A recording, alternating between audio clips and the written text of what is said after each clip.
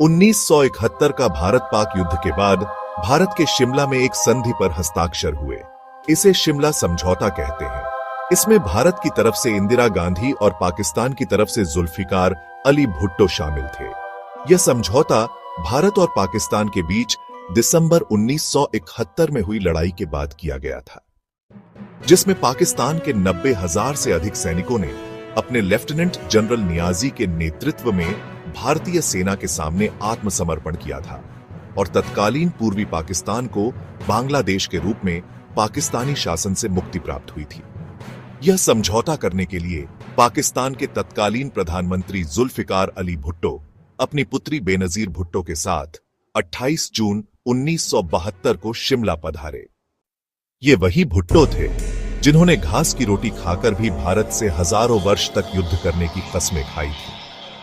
28 जून से 1 जुलाई तक दोनों पक्षों में कई दौर की वार्ता हुई, परंतु किसी समझौते पर नहीं पहुंच सके।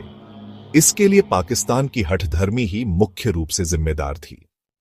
तभी अचानक 2 जुलाई को लंच से पहले ही दोनों पक्षों में समझौता हो गया, जबकि भुट्टो को उसी दिन वापस जाना था। इस समझौते पर पाकिस्तान की ओर से भुट्टो और भारत की ओर से इंदिरा गांधी ने हस्ताक्षर किए थे। यह समझना कठिन नहीं है कि यह समझौता करने के लिए भारत के ऊपर किसी बड़ी विदेशी ताकत का दबाव था। अपना सब कुछ लेकर पाकिस्तान ने एक थोथा सा आश्वासन भारत को दिया कि भारत और पाकिस्तान के बीच कश्मीर सहित जितने भी विवाद हैं, उनका समाधान आपसी बातचीत से ही किया जाएगा और उन्हें अंतर्राष्ट्रीय मंचों पर नहीं उठाया जाएगा।